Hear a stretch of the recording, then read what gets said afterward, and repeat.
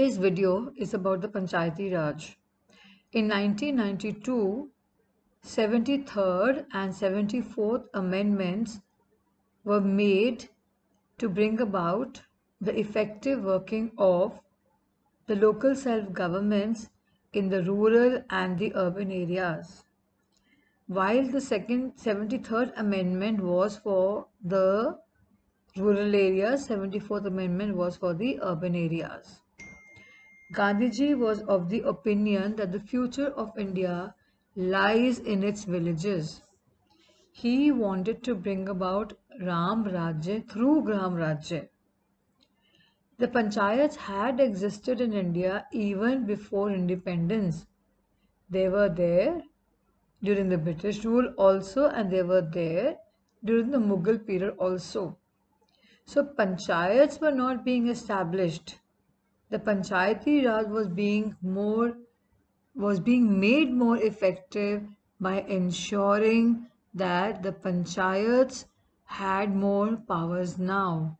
Now, after 1992, when the amendment was passed, panchayats were given more powers. Elections to the panchayats are now compulsory, mandatory. We have to have elections after every 5 years for every panchayat, and now the state governments have to share their resources and power with the local self governments. Panchayati Raj is the name given to the local self governments in the rural areas. The Panchayati Raj consists of three levels of governance. It's a three-tier system of government where at the lowest level we have the Gram Panchayat or the village Panchayat. Then a number of villages makes one block. So that is known as the block Samiti or the Khand Samiti or the Panchayat Samiti. And all the villages below it, the heads of the villages below it are members of the Panchayat Samiti also. That is the intermediate level, the middle level. After that, we have the Zilla Parishad. The Zilla Parishad is the link between the government above it, state government above it, and the blocks and the villages below it. So that is the Zilla Parishad. So a number of villages makes one block, a number of blocks makes one Zilla or the district. Rural local government is popularly known by the name of Panchayati Raj. Rural is related to the villages. Each village or a group of villages in some states have a Gram Panchayat. Every village has a Gram Panchayat, but sometimes what happens is that a particular village or a group of villages may be very small. They're very close to each other. They may be having a very less population, and the eligible members who will be electing the representatives may also be less. So in that case, all these villages are clubbed together, they're brought together, and then there is one common Gram Sabha for all these villages. Now, every village has a Gram Panchayat or a group of villages. It is a council consisting of several ward members, often called Panch, and a president or Sarpanch. The members of the Gram Sabha, the common people, all the people who are 18 years and above, they become the members of the Gram Sabha. The members of the Gram Sabha elect the members of the Gram Panchayat, and Gram Panchayat has a number of Panch, maybe the number of people who are going to rule over the village depends, maybe 5, maybe 7, maybe 15. So all the members elected by the members of the Gram Sabha are called the Panch, and the Panch elect one person who is going to look after them. The Sarpanch is also elected by them. Then they are directly elected by all the adult population living in that ward. Decentralization was made effective only due to this Panchayati Raj system. It is the decision-making body for the entire village. That is, all the decisions are made by this body. The Panchayat works under the overall supervision of the Gram Sabha. You know, at the end of every year, the members of the Gram Panchayat have to send a report of their working to the Gram Sabha. So imagine Gram Sabha is only a general body, it's only a group of all the eligible members of the village, they come together and they are actually even looking after the work of the gram, the village panchayats under them. And even the budget of the village panchayat has to be approved by the members of the gram sabha.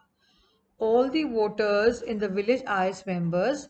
Its annual budget of the Gram Panchayat also is reviewed by the Gram Sabha, and even the working of the Gram Panchayat is reviewed by the Gram Sabha.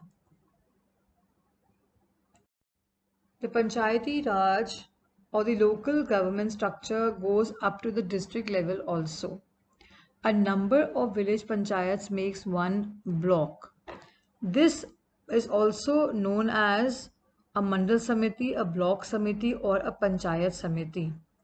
The Panchayat Samiti has all the Gram Panchayats under it and they are all grouped together.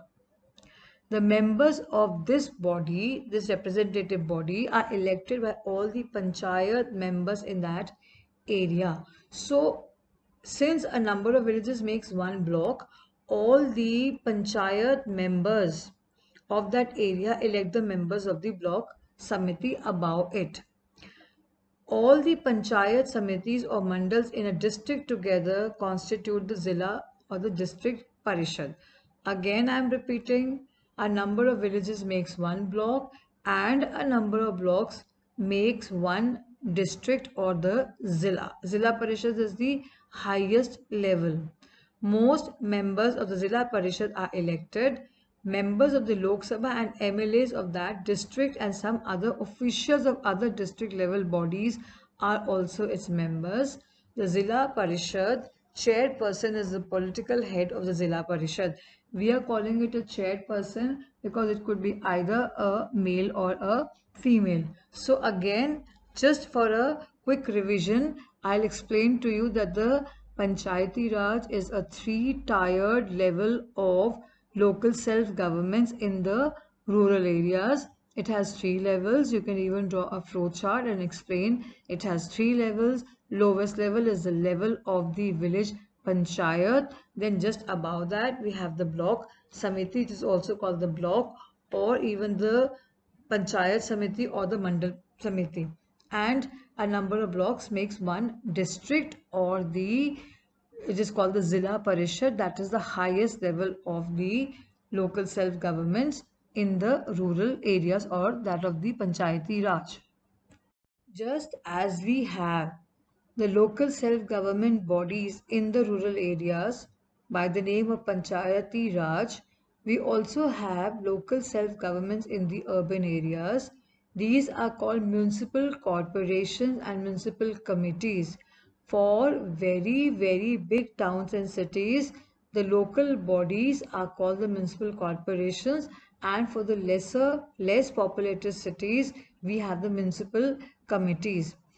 The municipalities are set up in towns. Big cities are constituted into municipal corporations, and the smaller cities have municipal committees.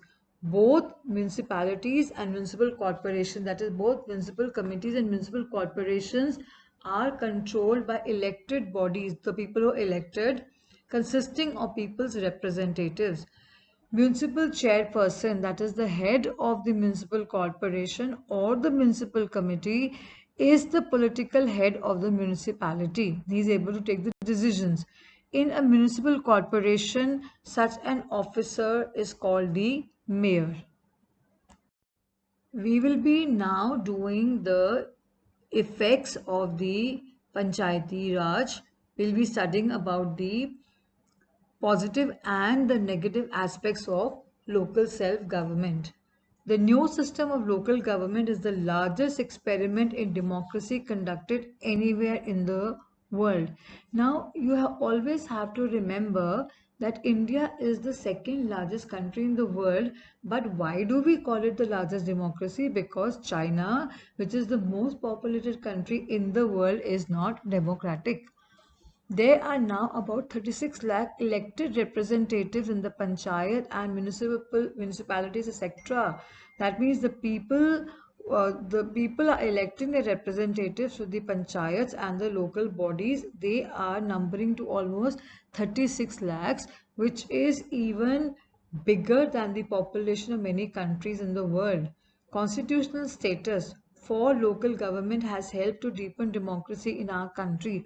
Constitutional status means that in 1992, the local bodies were given were made more effective because of the Constitutional Amendment 73rd and the 74th Amendments. Now, in true sense of the word, the local self-governing bodies are now effectively discharging their functions.